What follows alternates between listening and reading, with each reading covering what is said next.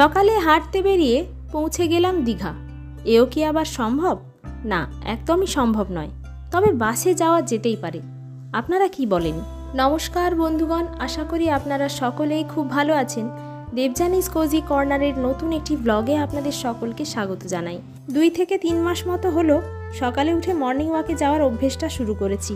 আর আজকেও হয়তো তাই যেতাম যদি না দীঘা যাওয়ার ব্যাপারটা থাকতো। এবছর সে কি পরিমাণ গরম পড়েছিল সে তো আপনারা সকলেই জানেন, আমার আর নতুন করে বলার কিছু নেই। বাইরে সূর্যের প্রখর তেজ আর ঘরের ভেতরকার গরম হাওয়া দুটোতে মিলে এমন অস্বস্তি তৈরি হয়েছিল যে একদিন সন্ধেবেলা বসে মাকে বলেই ফেললাম যে চলো কাল সকাল সকাল একদম গিয়ে দীঘা ঘুরে আসি। আর মাও শুনে নিয়েই এক কথায় রাজি।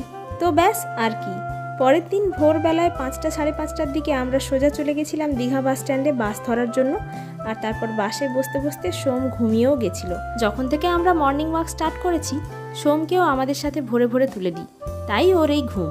যাই হোক, এখন কিন্তু আমরা দীঘা এলাকার মধ্যে ঢুকে পড়েছি আর ওল্ড দীঘা ক্রস করছি। ঠিক এই সময় দারুণ একটা জিনিস চোখে পড়ল। দীঘায় তৈরি হতে থাকা জগন্নাথ ধাম, যার কিনা এখনো পর্যন্ত কাজ চলছে। কেন জানি না, যখন এই জায়গাটা আমরা ক্রস করছিলাম তখন মনের মধ্যে আলাদাই একটা আনন্দের অনুভূতি আর একটা ডিভাইন ফিলিং আসছিল। পর্যটন কেন্দ্র হিসেবে দীঘা এমনিতেই বিখ্যাত, তবে আমার মনে হয় এই মন্দিরের কাজটা কমপ্লিট হওয়ার পরেই আরও পর্যটকদের ঢল নামবে দীঘায়। আর সঙ্গে আমরা তো আছিই লাইন দিয়ে। মন্দিরের কাজ কমপ্লিট হলে আমরাও আসবো দর্শন করতে। যাই হোক, দীঘায় বাস থেকে নামার পরে প্রথমেই একটা কনফিউশনে পড়ে গিয়েছিলাম, সেটা হলো এটা ওল্ড দীঘা না নিউ দীঘা। তবে এদিক ওদিক ঘোরাঘুরি করতে সেই কনফিউশন নিমেষের মধ্যেই দূর হয়ে গেছে। এটা বাজার নাকি বলো তো? ফল দোকান দেখা যাচ্ছে, বাজার। আমাদের টার্গেট ছিল দীঘায় পৌঁছে সোজা চলে যাব সি বিচের ধারে। সি বিচের ধারে পৌঁছে একটু হাঁটাহাঁটি করব, কিছু টিফিন করব, তারপর এদিক ওদিক একটু ঘোরাঘুরি করে সোজা চলে আসবো বাড়ি। কিন্তু দীঘায় পৌঁছে সি বিচের ধারে যেতে না যেতেই আমাদের প্রত্যেকেরই পেয়ে গিয়েছিল প্রচুর পরিমাণে খিদে। তাই সি বিচের ধারে পৌঁছে আমরা প্রথমেই গিয়ে উঠলাম একটা খাওয়ার দোকানে। চিড়া দই থেকে শুরু করে লুচি তরকারি, মুড়ি ঘুগনি, পাউরুটি, ডিম রুটি, টোস্ট সবই ছিল ওই দোকানে। তবে আমরা আমাদের কমফর্ট ফুডকেই বেছে নিয়েছিলাম, যেটা ছিল মুড়ি ঘুগনি। খাবারের অর্ডারটা দিয়ে কিছুক্ষণ বসতে না বসতেই আমাদের সেই মুড়ি ঘুগনি লোভনীয় সাজে এসে হাজির হয়েছিল আমাদের সামনে। কাগজের বাটিতে ভর্তি করে মুড়ি আর ওপর দিয়ে ছড়িয়ে থাকা ঘুগনির তরকারিটা, তার ওপরে আবার একটুখানি জিরে গুঁড়ো ছড়ানো। মুড়ি আর ঘুগনির এই কম্বো শুনতে সাধারণ হলেও খেতে কিন্তু অসাধারণ। আমি জানি এটা দেখে হয়তো অনেকেরই জিভে জল আসবে। আসলে বাড়ির খাবার আর বাইরের খাবারের মধ্যে যত ফারাকই থাকুক না কেন, সবচেয়ে বড় যে ফারাকটা আমাদের বাইরের খাবারের প্রতি ক্রেভিংসটা জাগিয়ে দেয় সেটা হলো একটা কাগজের বাটি বা শাল পাতার বাটি বা ঠোঙা, একটু জিরে গুঁড়ো, একটু পেঁয়াজ কুচি, এগুলোই। আমি জানি আপনারা অনেকেই হয়তো আমার সাথে সহমত হবেন। যাই হোক, আমরা টিফিনটা সেরে নিয়ে ভেবেছিলাম নিউ দীঘা থেকে হাঁটতে হাঁটতে সি বিচের ধার ধরে সোজা চলে যাব ওল্ড দীঘার দিকে। কিন্তু বেলা বাড়ার সাথে সাথে এতটাই রোদের তেজ বাড়ছিল আর সমুদ্রের পাশে আবহাওয়াটাও যেন আরও গরম আর অস্বস্তিকর হচ্ছিল। আর মনে হচ্ছিল যেন ওখান থেকে যত তাড়াতাড়ি সম্ভব আমরা বেরিয়ে আসি। দীঘাতে আমার মাস্তুতো বোন কাকলির বাড়ি। ভেবেছিলাম হঠাৎ করে ওর বাড়ি গিয়ে ওকে চমকে দেব, কিন্তু মা বলল যদি ও বাড়িতে না থেকে থাকে, মানে বাবার বাড়ি যদি চলে গিয়ে থাকে বা অনেক সময় ওর মেয়ের স্কুলেও চলে যায় কাঁথিতে, আর যদি এমনটাই হয় তাহলে ওর সাথে দেখাই হবে না। তাই ভাবলাম ওকে একবার আগে ফোন করে নিই। তাই ওকে ফোন করে নিয়ে সোজা চলে এলাম মেন রাস্তার ধারে। এসে মা আর আমি একটা চা খেয়ে অটো ধরে চলে গেলাম ওল্ড দীঘার দিকে।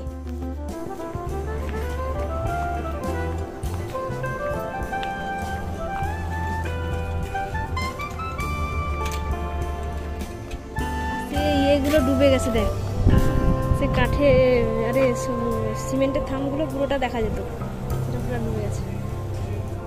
ওল্ড দীঘায় আমরা যখন গিয়ে পৌঁছেছিলাম তখন প্রায় সকাল 8টা মতো বেজেছিল।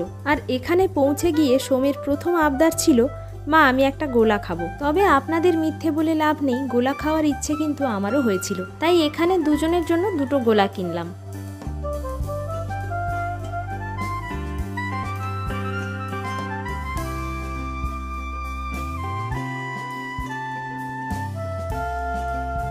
দাঁতে ব্যথা হওয়ার জন্য মা প্রথমে বরফের গোলাটা খেতে চাইছিল না, আমাকে তাই কিনতেও বারণ করে দিয়েছিল। আর এখন দেখুন, লোভ সামলাতে না পেরে আমাকে বলেছিল তুই যেটা খাচ্ছিস আমাকে সেখান থেকেই একটু দিয়ে দিবি। চকচক করছে শাড়িটা।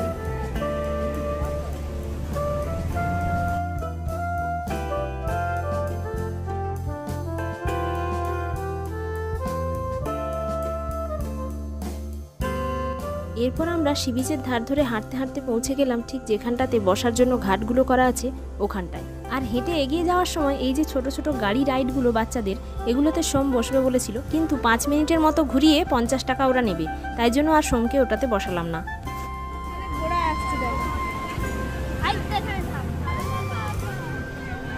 এখানে পা স্লিপ করবে, এইখানে বস।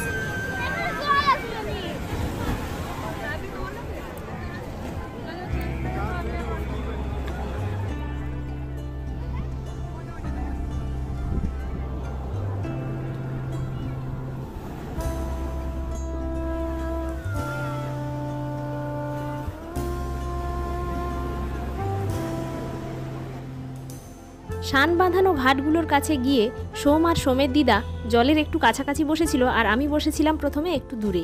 যেহেতু জামা কাপড় কিছু নিয়ে আসা হয়নি, তাই জামা কাপড় যাতে না ভিজে যায় সেই জন্যই একটু দূরে বসা।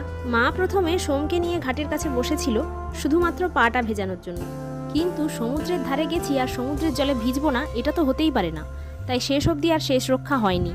সোম হঠাৎ বসতে বসতে নিজেকে পুরোটাই ভেজাতে শুরু করে। প্রথমে আমিও সোমের সাথে একটু দাঁড়িয়ে পড়েছিলাম পাগুলো ভেজানোর জন্য, কিন্তু এক একটা ঢেউ এতই বড় আসছিল একবারেই হাঁটু পর্যন্ত ভিজে যাচ্ছিল।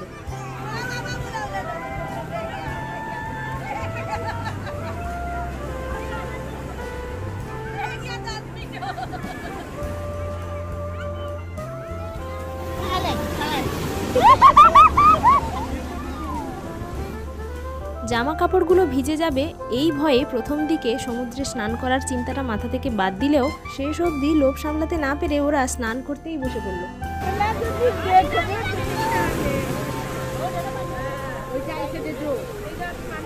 এগুলো জোর আসছে দিয়ে এসে ছোট হয়ে যাচ্ছে।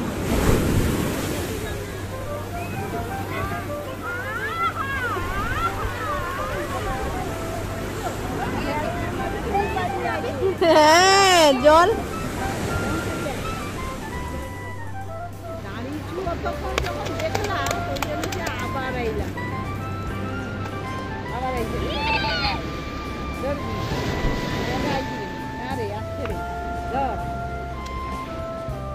মা আর সোম কিন্তু কিছুতেই জল থেকে উঠে আসতে চাইছিল না।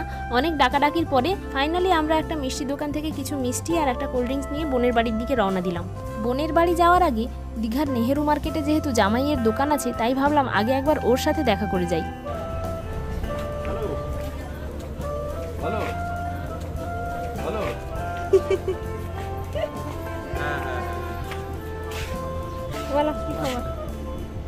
ঘুরতে ঘুরতে চলে এসেছি। কয়েকদিন আগে মন্দারমণির যে ব্লগটা আপলোড করেছিলাম সেখানে আপনারা আমার অনেক ফ্যামিলি মেম্বারদের দেখেছেন, মাসি, মেসো, মাস্তুতো বোন, দাদা, বৌদি, এদের সবাইকে। আস্তে আস্তে আমার এই ব্লগগুলোর মাধ্যমে সবার সাথেই আপনাদের আলাপ করাবো। যাই হোক, চলুন এবার আমরা পৌঁছে গেছি আমার বোনের বাড়ি। চলুন এবার ভেতরটিতে যাই। বাবুর ঘরে সব খাই নেবো, আমি ভয় লেগে দিয়েছি। বোনের বাড়িতে ওই দিন ওর দেওরের জন্মদিন উপলক্ষে কিছু ভালো মন্দ খাওয়া দাওয়ার ব্যাপার ছিল, আর ওই সময় বোনের বাড়িতে আমার ছোট মাসির 2 মেয়েও ছিল, আর ওদের সবার আবদার ছিল ফ্রাইড রাইস বানাতে হবে, আর জামাইও সেই মতো বাজারও করে এনেছিল। তো বোন এখানে ফ্রাইড রাইসটা রেডি করে ফেলেছিল, আর সঙ্গে একটা কাতলা মাছের রেসিপি হওয়ার কথা ছিল। তো আমিও ওকে বললাম যে কাতলা মাছ দিয়ে দুধ কাতলা বানানো যাক। তখন বোনও বলল দুধ কাতলা হবে, সাথে থাকবে একটা করে মাছ ভাজা, কিন্তু মাছ ভাজাটা হবে একটু অন্যভাবে। কয়েক মাস আগে ইউটিউবে একটা ভিডিও দেখেছিলাম মসুর ডাল দিয়ে কাতলা মাছের ফ্রাই, যেটা হলো ঠাকুর বাড়ির রান্না। তো সেটাই আমরা বানাবো বলে ঠিক করেছিলাম। যাই হোক, ওই দিন বোনের বাড়িতে দুধ কাতলাটা আমি রান্না করেছিলাম, আর সবাই খেয়ে ভালোও বলেছিল। পরের কোনো একটা ভিডিওতে আমি এই দুধ কাতলার ডিটেইলড রেসিপি আপনাদের সাথে অবশ্যই শেয়ার করব। এটাতে কি জিনিস? আদা রসুন কষানো হয়ে যাওয়ার পরে দুধ আর কাজু যে কেটে রেখেছিলাম সেটা দিয়ে দিলাম। এবার গ্যাস কমিয়ে পেঁয়াজ তো সেই এর সাথে যে একটু দিয়েছি, সেটা তো ইয়েতে, কাজু তো পেঁয়াজ পড়ে।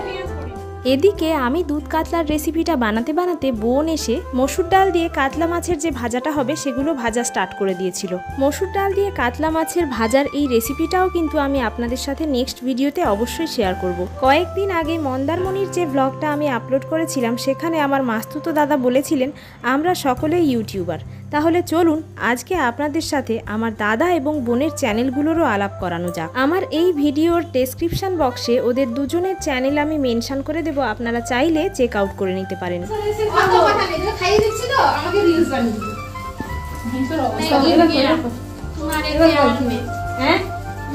এত কিছু খাইয়ে দিচ্ছি তার বদলা কি নিব? আমাকে ভিডিওগুলো যেন সে ঠিকঠাক করে বল।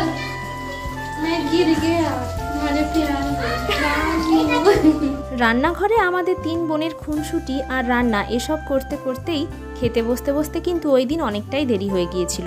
তাই বাড়ির সকলকে আগে খেতে বসিয়ে দিয়ে ওদের খাওয়া শেষ হয়ে যাওয়ার পরে আমরা 3 বোন একসাথে খেতে বসেছিলাম। আর ওই দিনের খাবার দাবার খেয়ে সবাই যথেষ্ট প্রশংসা করেছিল। মসুর ডাল দিয়ে কাতলা মাছের ফ্রাইটা দেখতে কত সুন্দর হয়েছে দেখুন, আর সাথে এই দুধ কাতলার গ্রেভিটাও অসাধারণ হয়েছিল খেতে। যাক, আমি আর নিজের মুখে নিজের রান্নার প্রশংসা করব না, আপনারা চাইলে ভিডিওর ডেসক্রিপশনে দেওয়া লিঙ্কে ক্লিক করে বোনের চ্যানেলের ওই ভিডিওটাতে দেখে নিতে পারেন যে ওই দিন খাওয়া দাওয়া করে সবাই কতটা প্রশংসা করেছিল। খাওয়া দাওয়ার পরে একটু রেস্ট নিয়ে আমাদের বাড়ি আসার কথা ছিল, কিন্তু বোন আবার আসতে দিল না, আটকে দিল। যাই হোক, চলুন তাহলে আজকের ভিডিওটা এখানেই শেষ করছি। ভিডিওটা ভালো লাগলে ভিডিওটাতে একটা লাইক করে দেবেন, চ্যানেলটাকে সাবস্ক্রাইব করে নেবেন নতুন নতুন ভিডিও দেখার জন্য। খুব শিগগির নতুন একটা ব্লগে আবারও দেখা হচ্ছে। ততক্ষণ আপনারা সকলেই সুস্থ থাকবেন, ভালো থাকবেন।